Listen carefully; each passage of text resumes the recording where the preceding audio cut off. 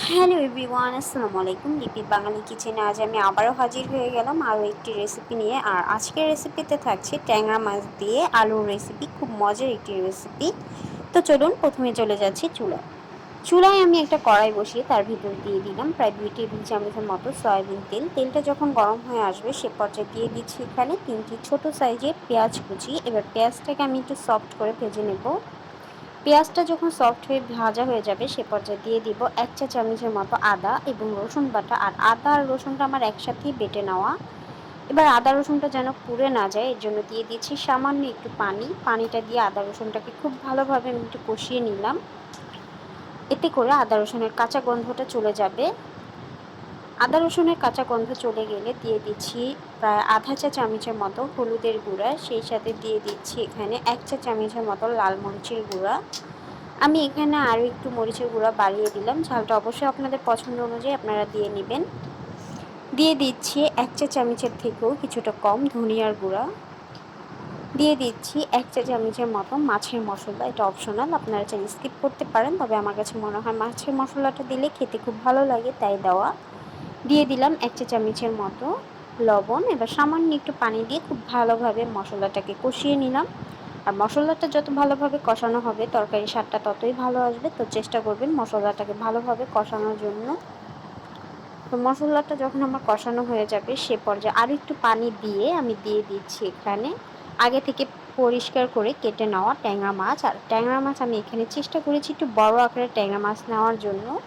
আর আমার প্রত্যেকটা ট্যাংরা মাছের ভিতরে মানে পেটের ভিতরে ডিম আছে। তো আমি এখানে 6 পিস ট্যাংরা মাছ নিয়েছি। এবার এই ট্যাংরা মাছগুলোকে আমি খুব ভালোভাবে দিয়ে দিলাম ঝোলের ভিতরে।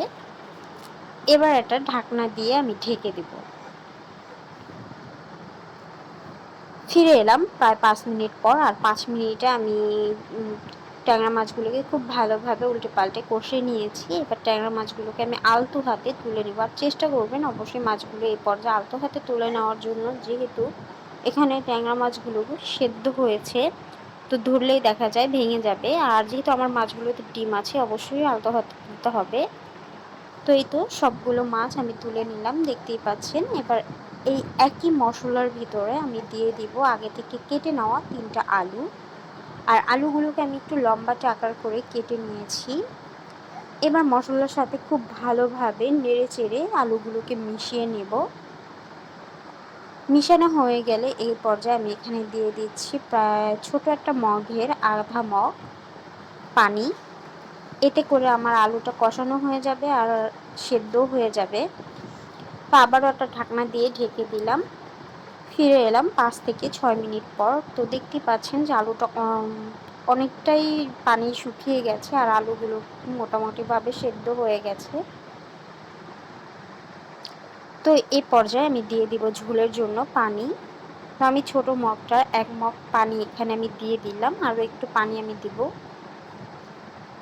তো আমি এখানে আরও একটু পানি দিয়ে দিলাম। যেহেতু আমি তরকারিটা মাখা মাখা রাখবো তাই ঝোলটা অবশ্যই আমার বুঝে দিতে হবে। আপনারা যে পর্যায়ে যতটুকু ঝোল রাখবেন ঠিক ততটুকুই পানি এখানে ব্যবহার করবেন বুঝে। তো তরকারির মাঝে যখন একটা বলক চলে আসবে সে পর্যায়ে আমি দিয়ে দিচ্ছি আগে থেকে কষিয়ে নেওয়া ট্যাংরা মাছ দিয়ে। এবার দিয়ে দিচ্ছি এখানে 4টা কাঁচামরিচ ফালি। আর কাঁচামরিচগুলো আমি মাঝখান থেকে কেটে নিয়েছি। এবার একটা ঢাকনা দিয়ে আমি ঢেকে দিচ্ছি। ফিরে এলাম প্রায় 6 মিনিট পর। আর 6 মিনিটে দেখতেই পাচ্ছেন যে একদম ঝোলটা মাখা মাখা হয়ে গেছে। আর আমি অফ ক্যামেরা সব কিছু চেক করে নিয়েছি, সব ঠিকঠাক মতোই আছে। এবার দিয়ে দিচ্ছি এখানে 1 চা চামচের মতো জিরা ভাজা, মানে ভাজা জিরাটাকে আমি জাস্ট গুঁড়ো করে দিয়ে দিয়েছি। এতে করে খুব সুন্দর একটা ঘ্রাণ আসবে তরকারির ভেতরে, খেতেও ভালো লাগবে। এবার পরিবেশন করে নেওয়ার পালা। তো এই তো খুব সহজেই আর খুব শর্টকাটভাবে রান্না করে ফেললাম ট্যাংরা মাছ দিয়ে আলুর রেসিপি। তো আপনাদের কাছে আমার এই রেসিপিটি কেমন লেগেছে অবশ্যই আমাকে কমেন্ট বক্সে কমেন্ট করে জানাবেন। আর গরম ভাতের সাথে তো ট্যাংরা মাছ আর আলু দিয়ে এই রেসিপিটি জমে যাবে।